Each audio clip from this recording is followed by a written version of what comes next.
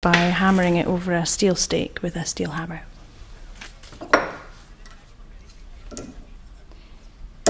You always try and work from the centre of the dome shape out towards the edge in a kind of spiral, so you're working continuously around the dome to make sure that it's nice and even.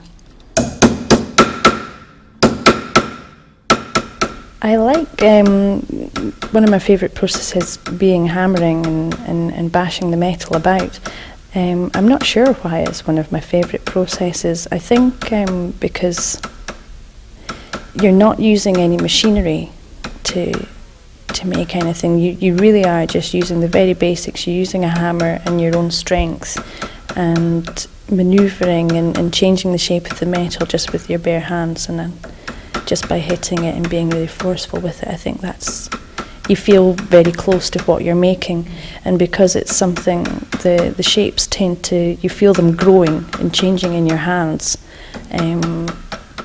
It takes a long time to develop that shape, and you see it coming bit by bit, so that when you finally do get the shape that you want, it feels like it's almost been born of you. So it's kind of like your baby in a way. You have spent a long time making it, and you've cut your fingers and your nails are dirty and you've got smudges on your face, and you kind of hold it up at the end of the day and think, yeah, I did that. And you do. I think I just feel closer to the work when I'm using processes like that. Just keep checking the shape to make sure it's coming the way I want it, and I'm not making any sharp angles.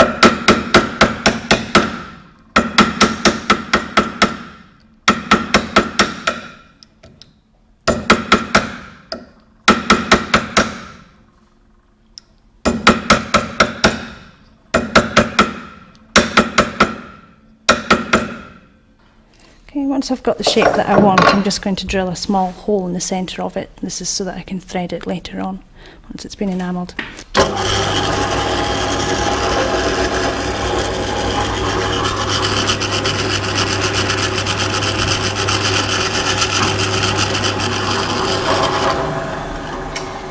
Okay, so that's essentially the cup shape made. What I'm going to do now is just put it into a hot bath of acid, which will help clean up the surface of it, bring it back up to a nice silver colour.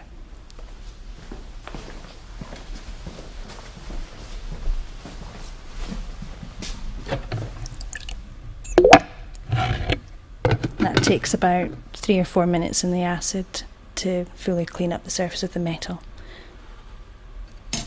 I always make jewellery that I like, but ideally you want lots of other people to like it too, and to make lots of money. So the clientele are important. I think knowing that something may not be very marketable or may not sell well will never stop me making it. I will always make exactly what I want.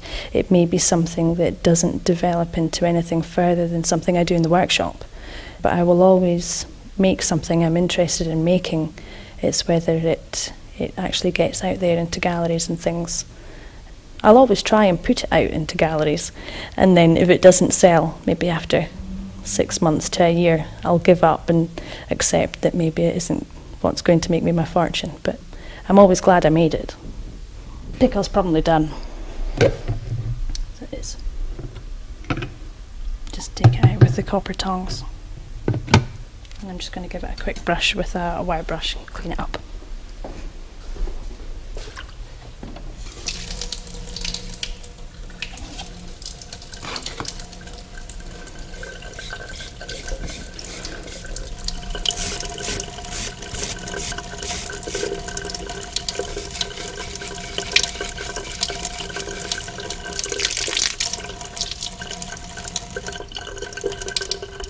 So I'm just going to dry it off and then take it to be enamelled.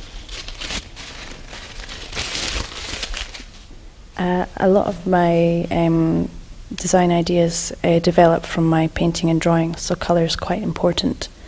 It was something I didn't explore very much at college, and since I started here at the fellowship, I've decided to explore the colour in my work to a greater extent, and one of the ways I've done that is through enamelling my work. So once I've created a form or a shape or a texture, I tend to then play around with the colours that I'm interested in through my drawing, enamelling them. Although most of the colours are inspired by my drawing and painting, I quite often, just through experimenting with the materials themselves, will find a great colour just in the enamel box, and that will find its way into my work somewhere as well. And actually it may go all the way back to that I start to use that colour in my drawing and my painting as well. So it kind of, both disciplines feed each other. So when I'm enamelling these cups, I tend to mix the enamel powder with a drop of water and just paint it on. I'm using the wrong brush again.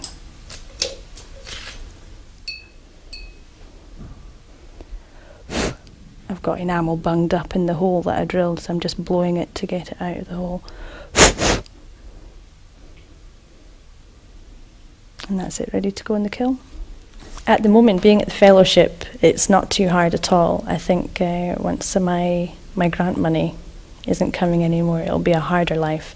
I think any craftsperson will tell you that it is a sort of cross between an ideal life and a hard life, because essentially anybody that works for themselves, you do work harder than anybody who is employed. But I think I lose count of the times during the day that I'm sitting at the desk doing something, listening to my favourite music, thinking, oh, thank God I'm not sitting in front of a computer in an office or something like that. So it is ideal. I'm doing what I love doing.